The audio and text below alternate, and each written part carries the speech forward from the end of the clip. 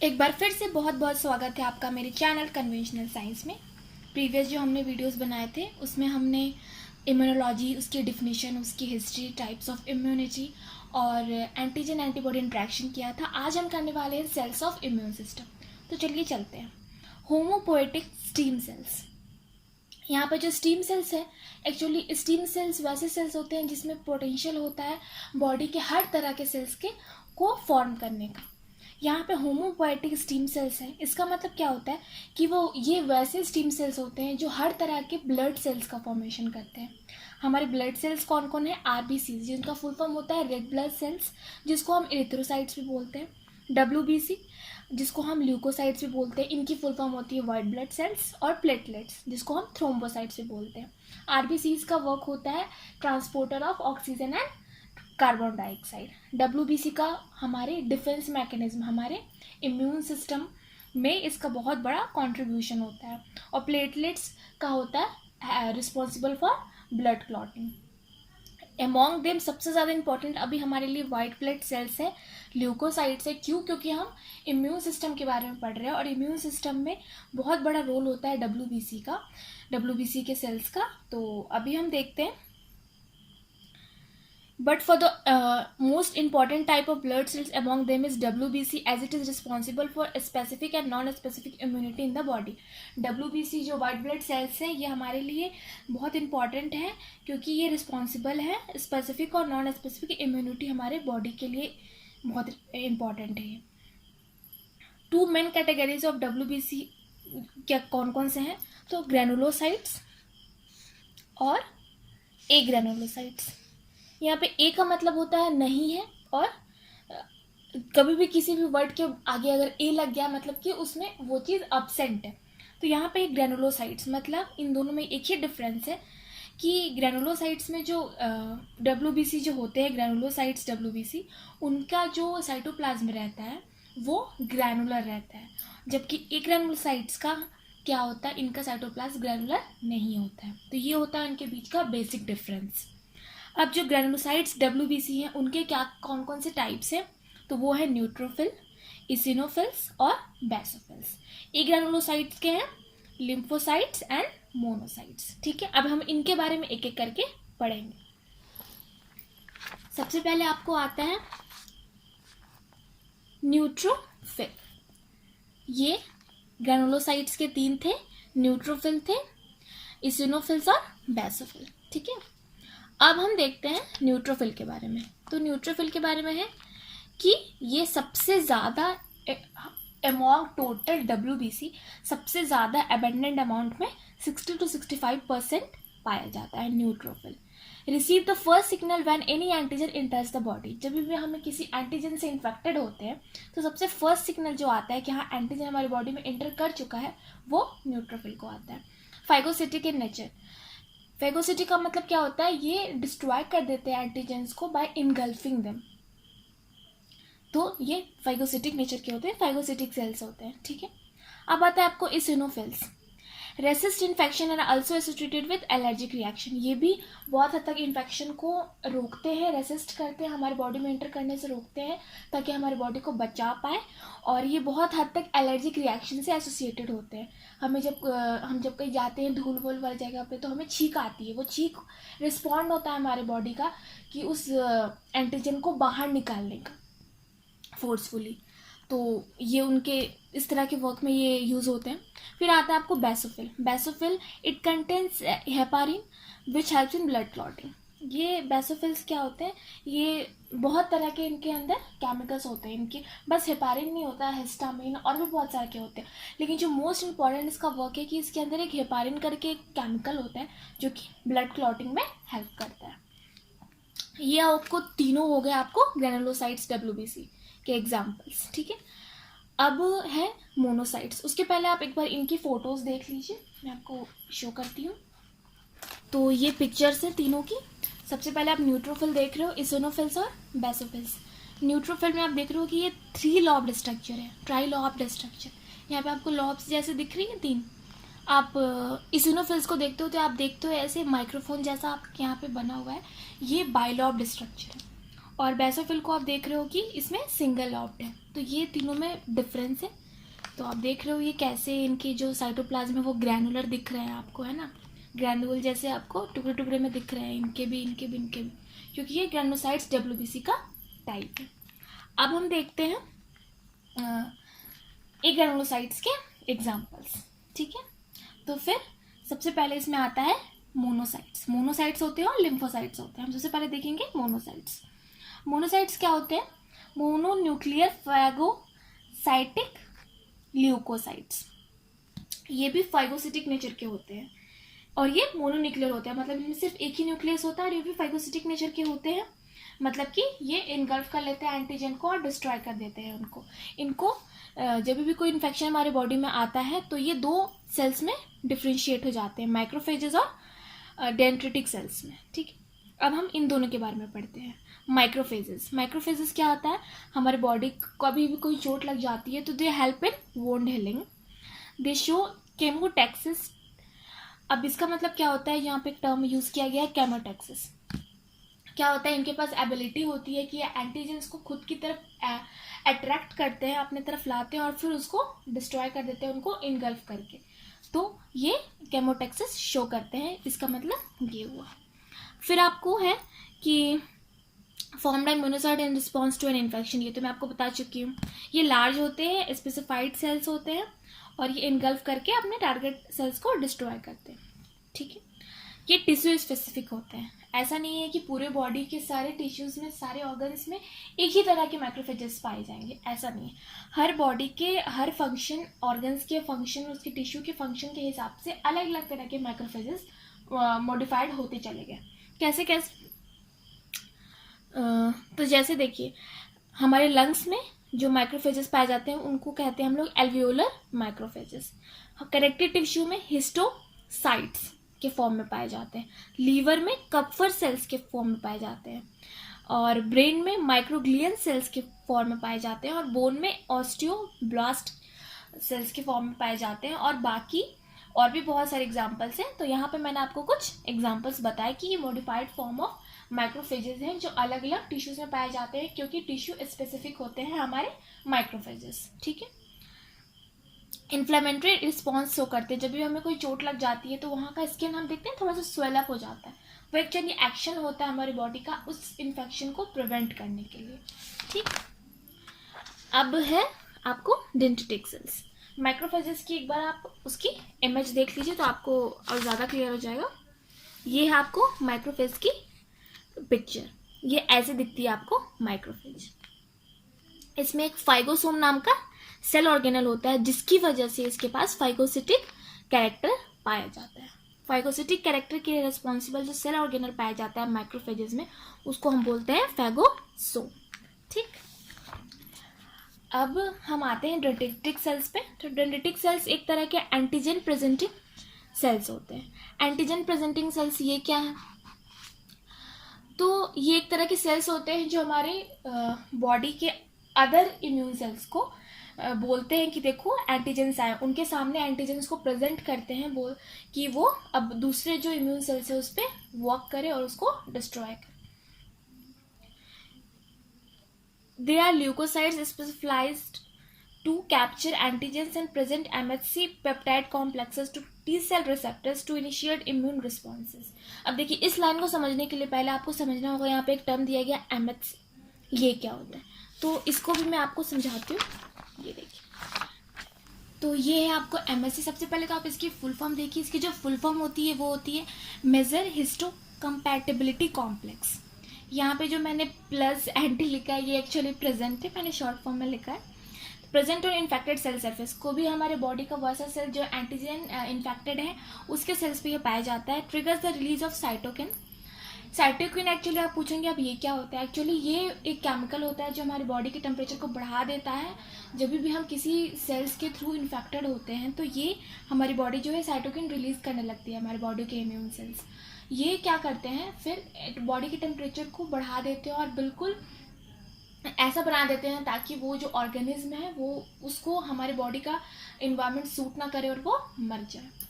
तो ये उसके ट्रिगर करता है, मतलब ये बोलता है कि हाँ अब तुम रिलीज हो। जिसकी वजह से साइटोकिन क्या करते हैं, सेल वॉल और बैक्टीरियम को डिस्ट्रॉय कर देते हैं और वो मार देते हैं। इनके दो क्लासेस होते हैं, एमएससी फर्स्ट, एमएनएससी सेकंड क्लास। इन दोनों क्लासेस का आपस में कोऑर्डिनेशन है और ये दोनों मिलकर क्या करते हैं, share the task of presenting antigens को क्या करते हैं, ये टी सेल्स तक पहुंचाते हैं, उनको वहां पे प्रेजेंट करते हैं। ठीक है, अब यहाँ पे आपको ये वाली लाइन समझ में आएगी कि डेंड्रिटिक सेल्स वैसे डब्ल्यूबीसी होते हैं जो कि एंटीजेंस को कैप्चर करते हैं और एमएससी को प्रेजेंट करते हैं टी सेल रिसेप्टर्स पे। टी सेल भी हमारे बॉडी का एक सेल्स है जो कि हम अभी लिम्फोसाइट्स में पढ़ेंगे कि टी सेल्स को ये क्या करते हैं कि डेंड्रिटिक सेल्स एंटीजन को पकड़ के और एमएचसी को पकड़ के प्रेजेंट करते हैं हमारे टी सेल रिसेप्टर्स को, है ना, ताकि जो टी सेल्स है वो अपना इम्यून रिस्पॉन्सेस स्टार्ट करें।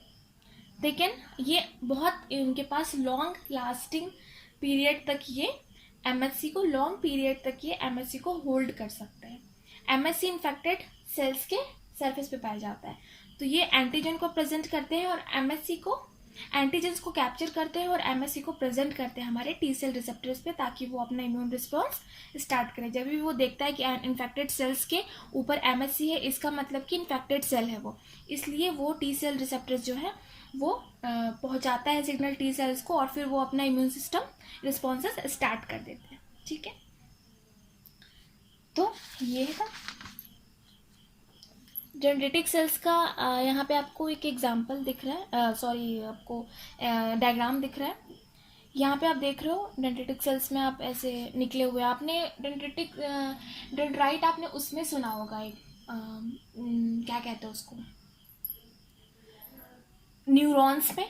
जब हम न्यूरॉन्स की बात करते हैं तो आपने उसमें सुना होगा, न्यूरॉन्स में डेंड्राइट्स एक होते हैं, जो हमारा साइटोन होता है, सेल बॉडी होता है, उसके ऊपर ऐसे ही लंबी लंबी लाइनिंग्स होती है, उसको हम डेंड्राइट्स बोलते हैं। तो यहाँ पे डेंड्रिटिक सेल्स है, तो यहाँ पे भी बिल्कुल उसकी तरह ही ये इसकी अपीयरेंस होती है, इसलिए इसका नाम भी डेंड्रिटिक सेल्स पड़ा। ये मोनोन्यूक्लियर होते हैं और साइटोप्लाज्म है इनके, ये प्रोसेसेस हैं, ये मोनोन्यूक्लियर हैं क्योंकि ये मोनोसाइट्स के एग्जाम्पल्स है, और जो मोनोसाइट्स होता है वो मोनोन्यूक्लियर होता है। ये चीज़ आप समझ गए। अब आपको आता है लिम्फोसाइट्स, ये दूसरा टाइप ऑफ एग्रानुलोसाइट्स डब्ल्यूबीसी है। ये जो लिम्फोसाइट्स होते हैं ये सबसे इंपॉर्टेंट टाइप ऑफ डब्ल्यूबीसी होती है हमारे इम्यून सिस्टम के लिए। ये फॉर्म होते हैं बोन मैरो में। ये किस किस तरह के होते हैं, तो ये बी सेल्स, टी सेल्स और नेचुरल किलर सेल्स। यहाँ पे एक्चुअली नेचुरल किलर सेल एक तरह का मॉडिफाइड टी सेल्स ही होता है, लेकिन कुछ कुछ बुक्स में उनको एक अलग से कैटेगरी बना दी गई है नेचुरल किलर सेल्स को। लेकिन ज़्यादातर हम बुक में हम देखेंगे कि बी सेल्स और टी सेल्स ही होते हैं, और जो किलर सेल्स है वो मॉडिफाइड सेल है, एक टी सेल से ही वो निकलता है, फॉर्म होता है। लेकिन चूंकि जिस बुक से मैंने पढ़ा उसमें 3 है, लेकिन आप लोग को अगर एग्जाम्स में आएंगे तो 2 तरह के बेसिकली होते हैं। ये एक modified form of T cells ही होता है। सबसे पहले हम बी सेल्स की तरफ देखते हैं, इसको हम बी लिम्फोसाइट्स भी बोलते हैं। ये बहुत इंपॉर्टेंट रोल करते हैं ह्यूमरल इम्यूनिटी में। ह्यूमरल इम्यूनिटी क्या होती है, अभी मैं आपको इसके बाद वाली जो टॉपिक पढ़ाऊंगी उसमें आपको पढ़ाऊंगी होस्ट डिफेंस मैकेनिज्म। जब भी हम किसी एंटीजन से इन्फेक्टेड होते हैं तो हमारी बॉडी 2 तरह की इम्यूनिटी प्रोड्यूस करती है, सेल मेडिएटेड और humoral immunity. Humoral immunity basically क्या होती है कि हमारी बॉडी जो है एंटीबॉडीज रिलीज करती है ताकि वो एंटीजन से इंटरेक्ट करे और फिर डिस्ट्रॉय कर दे। कैसे डिस्ट्रॉय करते हैं एंटीजन एंटीबॉडी को, ये हम अपने प्रीवियस वीडियो में देख चुके हैं। तो एंटीबॉडीज के थ्रू जो हमारी बॉडी इम्यूनिटी प्रोड्यूस करती है उसको हम बोलते हैं ह्यूमरल इम्यूनिटी। ठीक है, ये जो सेल्स है ये बोन मैरो में मैच्योर होते हैं।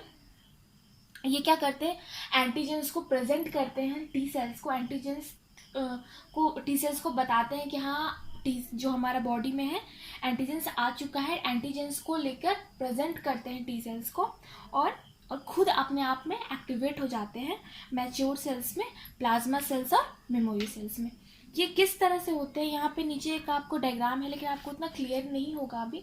मैं आपको इसकी एक अच्छी डायग्राम दिखाऊंगी लास्ट में, क्योंकि जो बी सेल्स और टी सेल्स है वो कोऑर्डिनेटिंग होते हैं आपस में बहुत ज़्यादा। दोनों एक दूसरे के बगैर काम नहीं कर सकते, दोनों का एक अलग अलग हर चीज़ में उनका एक अलग अलग कंट्रीब्यूशन है। कोई भी इम्यून सिस्टम किसी तरह के भी आपको डिफेंस मैकेनिज्म, या फिर वो ह्यूमरल इम्यूनिटी हो या फिर वो सेल मेडिएटेड हो, तो दोनों में बी सेल्स और टी सेल्स जो है उनका अपना अपना काम रहता है और दोनों कोऑर्डिनेटेड वे में काम करते हैं। इसलिए हम जो भी पिक्चर देखेंगे उसमें हमें टी सेल्स के भी हम कुछ देखेंगे तो फिर आप कंफ्यूज हो जाओगे। इसलिए मैं सोच रही हूँ मैं आपको पहले सारे सेल्स पढ़ा देती हूँ और फिर मैं उसको आपको एक एक करके पिक्चर्स दिखाती हूँ, तो आपको ज़्यादा अच्छे से समझ में आएगा। फिर है कि बी सेल एक्टिवेशन जो है ये सेकेंडरी लिम्फोइड ऑर्गन्स में होता है, स्प्लीन और लिम्फ नोड्स। ये भी मैं आपको अभी आगे पढ़ाऊंगी कि हमारे जो organs of immune system topic में, जो इसकी नेक्स्ट टॉपिक की होगी, कि दो तरह के होते हैं, प्राइमरी लिम्फोइड ऑर्गन्स और सेकेंडरी लिम्फोइड ऑर्गन्स। तो सेकेंडरी लिम्फोइड ऑर्गन्स में आपको स्प्लीन और लिम्फ नोड्स आए। फिर आपको आता है कि आपको आपने देखा जब बी सेल्स प्रेजेंट करते हैं एंटीजन को टी सेल्स में और खुद ब खुद एक्टिवेट हो जाते हैं प्लाज्मा सेल और मेमोरी सेल में। तो मेमोरी सेल एक्चुअली यहाँ पे मैंने लिखा नहीं उसके बारे में, लेकिन मेमोरी सेल एक्चुअली क्या होता है कि जब भी हमारी बॉडी किसी इन्फेक्शन से पहली बार इंटरफेयर करती है, पहली बार उससे उसका इनकाउंटर होता है, तो हमारी बॉडी जो है उस एंटीजेनिक सेल को पहचान लेती है कि हाँ इसकी वजह से हमें इन्फेक्शन हुआ है। तो जब हमें दोबारा हमें उसी इन्फेक्शन से हमारा इनकाउंटर दोबारा होता है, तो इस बार जो हमारी जो सेल्स है, जो मेमोरी बी सेल्स है, वो रिकॉग्नाइज कर लेती हैं कि ये तो वही पहले वाला इन्फेक्शन है, वो सेल है जिसने हमारे बॉडी को इन्फेक्ट किया था पहले बार में। तो फिर इस बार जो वो बहुत स्ट्रांगली इम्यून सिस्टम अपनी डिफेंड करती है खुद को, और जिसकी वजह से हमारी बॉडी जो है उस इन्फेक्शन से बच जाती है। तो ये होता है मेमोरी बी सेल का, जो कि टाइप है बी सेल्स का। अब है दूसरा जो टाइप है वो है प्लाज्मा सेल्स। प्लाज्मा सेल्स का क्या होता है कि इनको प्लाज्मा बी सेल्स भी कहते हैं, इनको प्लाज्मोसाइट्स भी बोलते हैं और इसको एफेक्टर बी सेल्स भी बोलते हैं। ये बहुत तरह के आपको कॉम्पिटिटिव एग्जाम्स में आया होगा कि another name of plasma cells, तो इस तरह के एमसीक्यूज में आपको पूछ सकता है, तो आप इसके नाम को ध्यान रखिएगा। और ये इनका सबसे बड़ा यूज़ होता है कि ये एंटीबॉडीज़ रिलीज़ करते हैं, जो हमारी एंटीबॉडीज़ है, और फिर वो एंटीजन से लड़ती हैं और फिर इंटरेक्ट करती हैं और वो उसके टॉक्सिन को न्यूट्रलाइज कर देती हैं। फिर यहाँ पे एक आता है BCR। BCR का फुल फॉर्म है B cell receptors. B cells की सरफेस पे भी एक रिसेप्टर पाया जाता है, जिसके आप स्ट्रक्चर देख रहे हो यहाँ पे, ये बिल्कुल एंटीबायोटिक के रिसेप्टर, एंटीबायोटिक के ही शेप का है। तो इनको क्या बोलते हैं, ये ट्रांस मेम्ब्रेन प्रोटीन होते हैं। ट्रांस मेम्ब्रेन प्रोटीन वैसे होते हैं जो कि मेम्ब्रेन के आर पार जा सकते हैं। हमारी बॉडी सेल्स में जो सेल मेम्ब्रेन होता है ना, उसके आर पार जा सकते हैं। ये वैसे प्रोटीन होते हैं, ये कंपोज होते हैं इम्यूनोग्लोबिन प्रोटीन से, और ये एक्टिवेशन ऑफ कंट्रोल करते हैं बी सेल के एक्टिवेशन को। मतलब कि बी सेल जब एक्टिवेट होता है प्लाज्मा सेल और मेमोरी बी सेल में, तो वो कंट्रोल किया जाता है बी सेल रिसेप्टर के थ्रू। ये जब भी हमारे बॉडी में कोई इन्फेक्शन आता है, कोई एंटीजन आता है, तो उसको वो ग्रैब कर लेता है, ये जो बी सेल रिसेप्टर है, और फिर ये इसको इंडोसाइटोसिस, मतलब कि इसको ये अंदर पहुंचा देता है बी सेल्स के अंदर, और फिर बी सेल्स क्या करते हैं, एंटीबॉडी रिलीज करते हैं और इसको डिस्ट्रॉय कर देते हैं। मतलब कि आपको, जैसे कि मैं आपको एक एग्जांपल के थ्रू बताती हूँ, ये आपको बी सेल्स है, ठीक है, और यहाँ पे आपको पाया जा रहा है इसका बी सेल रिसेप्टर। कोई भी इन्फेक्शन आया और यहाँ पे आपको इन्फेक्शन आया तो इसको कैप्चर कर लेता है, हमारा बी सेल रिसेप्टर है, और फिर इसको क्या करता है, इंडोसाइटोसिस, मतलब इसको अंदर भेज देता है बी सेल्स के अंदर, और फिर बी सेल्स क्या करते हैं, एंटीबॉडी रिलीज करते हैं, और फिर एंटीबॉडी एंटीजन से मिलता है, दोनों के बीच में इंट्रैक्शन होता है, और फिर जो हमारा एंटीजन है वो डिस्ट्रॉय हो जाता है। तो ये इनका वर्क होता है। इनका जो स्ट्रक्चर होता है ये बिल्कुल आप देख रहे हो एंटीबॉडीज़ की तरह है। आपको दो लाइट चेन्स और दो हेवी चेन्स दिख रहे हैं, उनके बीच में जो आपको ये दो बॉन्ड्स दिख रहे हैं, डाइसल्फाइड ब्रिजेस कहलाती हैं। इसको हम वेरिएबल रीजन करते हैं क्योंकि यहाँ पे आपको एंटीजेंस आते हैं, और इसको हम कांस्टेंट करते हैं क्योंकि ये एंटीजन एंटीबॉडी इंट्रैक्शन में इनका कोई यूज़ नहीं होता है। उसके बाद से आता है आपको टी सेल्स। टी सेल्स को हम टी लिम्फोसाइट्स भी बोलते हैं। ये थाइमस में होते हैं। हमारे जो बी सेल्स थे वो बोन मैरो में मैच्योर हो रहे थे, और ये थाइमस में होते हैं। ये सेल मेडिएटेड इम्यूनिटी में होते हैं।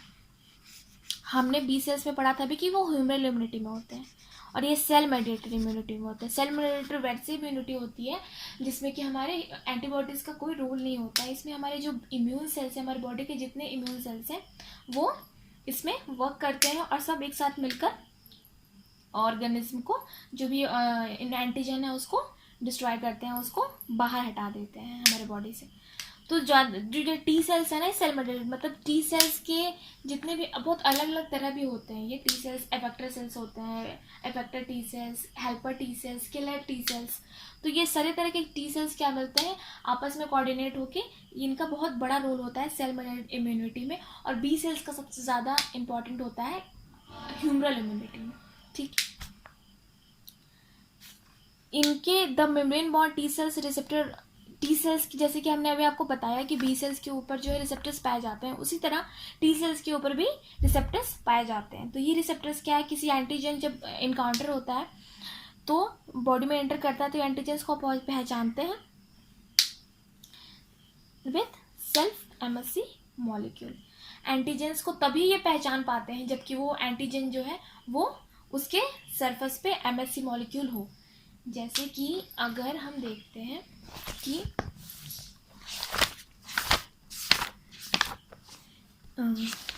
एक सेकेंड, ये हमारा एंटीजन है, ठीक,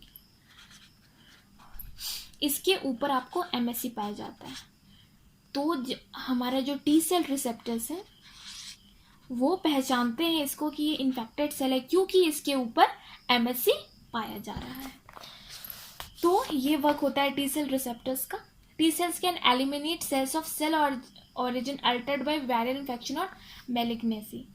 इसका मतलब क्या हुआ कि जब भी हमारी बॉडी ना सिर्फ जो फॉरेन सेल्स आते हैं हमारी बॉडी को इन्फेक्ट करने, ना सिर्फ उनको डिस्ट्रॉय करता है बल्कि उनको भी एलिमिनेट कर देता है हमारी बॉडी से। अगर हमारी बॉडी से कैंसर सेल्स होते हैं ना, कि हमारे बॉडी के खुद के सेल्स होते हैं, जैसे ऑटोइम्यून डिजीज हमें जब होती है तो ऑटोइम्यून डिजीज में क्या होती है, हमारी बॉडी के खुद के सेल्स जो है वो फॉरेन सेल्स की तरह काम करने लगते हैं, वो हमारी बॉडी को नुकसान पहुंचाने लगते हैं। तो उस केस में क्या करते हैं, जो टी सेल्स हैं वैसे सेल्स को जो कि हमारे खुद के बॉडी सेल्स हैं लेकिन वो वायरल इन्फेक्शन की वजह से वो चेंज हो गए हैं अपने ओरिजिन से और फिर खुद के ही बॉडी सेल्स को इन्फेक्ट करने लगे हैं, तो उस तरह के सेल्स को भी ये एलिमिनेट कर देता है। उसके बाद से आपको सबसे जो लास्ट टाइप है जो कि एक मॉडिफिकेशन ही है टी सेल्स का, वो है आपको किलर सेल्स। यहाँ पे आप किलर सेल्स बोलो या फिर किलर टी सेल्स बोलो। इसको नेचुरल किलर सेल्स भी बोलते हैं। ये इमीडिएट रिस्पॉन्स शो करता है जबकि हमारा किसी एंटीजन से हमारा इनकाउंटर होता है।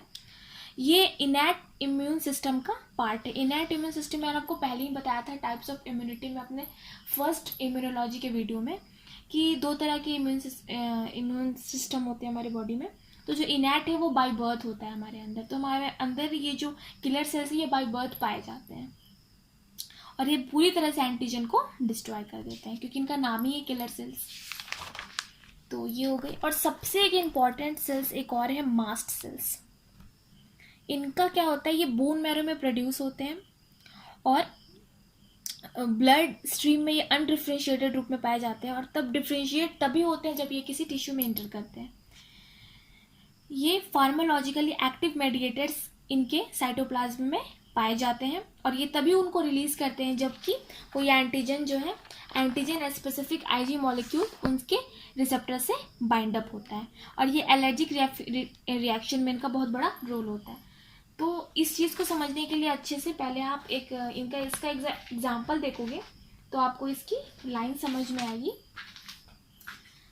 तो ये है इसका एग्जाम्पल, ये मास्ट सेल्स। यहाँ पे मैंने आपको बताया कि इसके अंदर फार्मालॉजिकली एक्टिव मेडिएटर्स होते हैं। ये आप देख रहे हो ब्लैक ब्लैक जो डॉट्स हैं वो है फार्मालॉजिकल एक्टिव मेडिएटर्स और ये जो आप देख रहे हो यहाँ पे यू शेप का वो है एफसी रिसेप्टर्स। जैसे कि बी सेल के सरफेस पे B cell receptor, T cell के ऊपर टी सेल रिसेप्टर्स, उसी तरह एमआर सेल्स के ऊपर एफसी रिसेप्टर्स पाए जाते हैं, है ना। और इनको बोला गया है कि ये जो फार्मालॉजिकली एक्टिव मेडिएटर्स हैं ये तभी रिलीज होते हैं, मतलब तभी ये बाहर निकलते हैं। इनके अंदर बहुत सारे ऐसे केमिकल्स होते हैं और ये केमिकल्स तभी रिलीज करते हैं जबकि एफसी रिसेप्टर से कोई IG molecule antigen specific IG molecule interact करता है। तो इस चीज़ को समझने के लिए आप एक और फिगर देखिए। यहाँ पे इस फिगर में आप देखिए कि आपको यहाँ पे एलर्जेंस दिख रहा है, एंटीजन।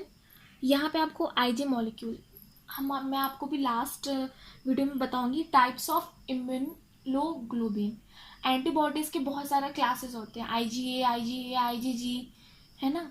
उसका एक टाइप है IgE, जो कि IgE एंटीबॉडीज जो होते हैं ना, वो एलर्जिक रिएक्शन में मतलब कंट्रीब्यूट करते हैं। तो ये जो एंटीबॉडीज है, जब ये एंटीबॉडीज एफसी रिसेप्टर्स पे एंटीबॉडीज एलर्जन को कैरी करते हुए एफसी रिसेप्टर्स से आके बाइंड अप होते हैं, तो जैसे ही बाइंड अप होते हैं, जो ग्रैन्यूल्स होते हैं जो कि फिजियोलॉजिकली मीडिएटर्स हैं, जो ग्रैन्यूल के रूप में है, वो अपने अंदर से कुछ केमिकल्स को रिलीज करने लगते हैं, जिसमें सबसे इम्पॉर्टेंट जो होता है वो होता है हिस्टामिन्स। और ये हिस्टामिन्स रिस्पॉन्सिबल होता है एलर्जिक रिएक्शन के लिए। ये हमारे बॉडी में ऐसे चेंजेस कर देता है ताकि वो जो एलर्जन है वो खुद ब खुद हमारी बॉडी से एलिमिनेट हो जाए। तो ये हो गया। अब किस तरह के चेंजेस करता है हिस्टामिन हमारे बॉडी में, उसके लिए भी मैं आपको सबसे थोड़ा सा हिस्टामिन्स के बारे में बताना चाहती हूँ कि ये जब एक बार निकल जाता है ग्रैनुअल से, तो बहुत तरह के इफेक्ट्स प्रोड्यूस करता है हमारे बॉडी में, जैसे कि contraction of smooth muscles, uterus में कॉन्ट्रैक्शन कर देता है, लंग्स में कॉन्ट्रैक्शन कर देता है, स्टोमक के वॉल्स में कॉन्ट्रैक्शन कर देता है, हमारे ब्लड सेल्स को, ये ब्लड वेसल्स को डायलेट करता है, जिसकी वजह से हमारी बीपी कम हो जाती है। ये गैस्ट्रिक एसिड सिक्रेशन को स्टिमुलेट करता है, हमारे बॉडी के हार्ट बीट को बढ़ा देता है, और उसके इस सब के अलावा ये एज अ न्यूरोट्रांसमीटर भी काम करता है, और ये केमिकल मैसेजेस को नर्व सेल्स के बीच में पहुंचाता है। तो ये आपको हो गया पूरा इम्यून सेल्स। अब मैं आपको जो बोला था कि मैं लास्ट में आपको कुछ पिक्चर्स दिखाऊंगी, तो मैं आपको, चलिए पहले हम पिक्चर्स की तरफ देखते हैं। तो ये है हमारी फर्स्ट पिक्चर। इसमें हम देख रहे हैं आपको दिख रही है, सबसे ऊपर जो आपको दिख रही है वो है आपको बी सेल्स। उसके ऊपर जो आपको वी शेप स्ट्रक्चर दिख रहा है वो है आपको बी सेल रिसेप्टर, और उसके ऊपर जो एक येलो कलर का आपको दिख रहा है वो है एंटीजेंस। उसके बाद से एक एरो दिखाई गई है, उसके बाद से आप दो सेल्स देख रहे हो, एक पिंक, एक रेड कलर की और एक ग्रीन कलर की। जो पिंक कलर की सेल्स है वो है activated B cells undergoing clonal selections. और यहाँ पे आप देख रहे हो एक ब्रिज बनी हुई है जहाँ पे आपको MSC2 और CD4 दिख रहा है। CD4 क्या होता है? CD4 एक्चुअली जैसे कि बी सेल्स के ऊपर इन्फेक्टेड कोई भी एंटीजेनिक सेल्स के ऊपर MSC पाया जाता है, उसी तरह टी सेल्स के सरफेस पे CD4 पाया जाता है, जो कि रिकॉग्नाइज करता है MSC को, और फिर टी सेल्स जो अपना इम्यून रिस्पॉन्स स्टार्ट कर देता है। तो MSC को रिकॉग्नाइज करने के लिए जो प्रोटीन पाया जाता है टी सरफेस के सरफेस पे, उसको हम बोलते हैं CD4T। और वैसे टी सेल्स जो कि CD4 प्रोटीन को कैरी करते हैं उनको हम बोलते हैं CD4+ टी सेल्स। तो यहाँ पे आप देख रहे हो कि MSC को रिकॉग्नाइज कर लिया CD4। उसके बाद से जो टी सेल्स है, ये हेल्पर टी सेल्स है, ये ट्रिगर कर दिए साइटोकिन्स के रिलीज को। साइटोकिन्स क्या किया फिर, साइटोकिन्स क्या करेगा फिर, हमारे बॉडी टेम्परेचर, हमारे इन्वायरमेंट को इस तरह से बदल देगा ताकि जो हमारे जो भी एंटीजेन्स है वो उनके लिए अनफेवरेबल हो जाए वो कंडीशन, और वो मर जाए। तो ये इसने प्रेजेंट तो कर दिया हेल्पर टी सेल्स को, एंटीजेंस को प्रेजेंट कर दिया हेल्पर टी सेल्स को बी सेल्स ने, और खुद वो है एक्टिवेट हो गए मेमोरी सेल्स में और प्लाज्मा सेल्स में, जो कि आपको दो एरो के थ्रू दिखाया गया है। तो ये था हमारा फर्स्ट पिक्चर। ये है हमारी दूसरी पिक्चर। ये हम स्टार्ट करते हैं लेफ्ट टू राइट। सबसे पहले आप लेफ्ट में देख रहे हो एक आपको रेड कलर का बॉल दिख रहा है, वहाँ पे APC लिखा हुआ है एंटीजन प्रेजेंटिंग सेल्स। आपको जो एक ब्लैक डॉट दिख रहा है वो है एंटीजेंस, मतलब उस सेल्स पे आपको एंटीजन आ गया है, इसलिए वो एंटीजन प्रेजेंटिंग सेल्स है। इसके ऊपर एंटीजन प्रेजेंटिंग सेल्स के ऊपर आपको MSC2 दिख रहा है। उसके बाद से MSC2 उसके बगल में आपको दिख रहा है हेल्पर टी सेल्स, जिसके सरफेस पे CD4 है। CD4 रिकॉग्नाइज करता है MSC को, और फिर हेल्पर टी सेल्स तक को पता चल जाता है कि हाँ ये एंटीजन इन्फेक्टेड सेल है। फिर क्या करता है हेल्पर टी सेल्स कि वो 3 तरह का काम कर सकता है। सबसे पहले तो वो बी सेल्स को बोलेगा कि तुम एंटीबॉडीज़ प्रोड्यूस करना शुरू कर दो क्योंकि हमारी बॉडी में एंटीजेंस आ चुका है। दूसरा काम क्या करेगा, वो माइक्रोफेजेस को सिग्नल भेजेगा कि माइक्रोफेज तुम इसको, फाइगोसिटिक नेचर है तुम्हारा तो तुम इसको इनगल्फ करके इसको डिस्ट्रॉय कर दो। तीसरा काम क्या करेगा, ये किलर सेल्स को बोलेगा कि तुम इसको मार दो। तो ये काम होता है हेल्पर टी सेल्स का। तो ये चीज़ भी आप समझ गए होगे अच्छे से। फिर आपको एक जो तीसरी पिक्चर दिख रही है वो आपको दिख रही है, इसमें आप देख रहे हो कि सबसे जो ऊपर आपको दिख रही है वो है ब्लड स्टीम सेल्स, जिसको हमने बोला था होमोपोएटिक सेल्स। उसके बाद आप किसकी डिवीजन देख रहे हो लेफ्ट और राइट में। आप लेफ्ट में देख रहे हो stem cells, myeloid stem cells, और उसके बाद उधर देख रहे हो आप राइट में lymphoid stem cells. Myeloid stem cells में आप मायोब्लास्ट देख रहे हो जिसको ग्रैनुलोसाइट्स WBC प्रोड्यूस हो रहे हैं। रेड ब्लड सेल्स भी प्रोड्यूस हो रहे हैं और प्लेटलेट्स भी प्रोड्यूस हो रहे हैं। लिम्फोसाइट्स में आप देख रहे हो आपको टी लिम्फोसाइट्स बन रहे हैं, प्लाज्मा सेल्स बन रहे हैं और नेचुरल किलर सेल्स बन रहे हैं। तो ये चीज़ मैं आपको बता चुकी हूँ। तो ये थी पूरी इम्यून सेल्स। आज के वीडियो में आपको कहीं भी किसी चीज़ तरह का भी डाउट है तो आप मुझसे कमेंट बॉक्स में पूछ सकते हैं। एंड जो हमारी नेक्स्ट वीडियो होगी वो होगी organs of immune system. And अगर आपको मेरे वीडियोस पसंद आ रहे हैं, if you found it useful then please like, share and subscribe. And thank you so much for watching my video. Show patiently.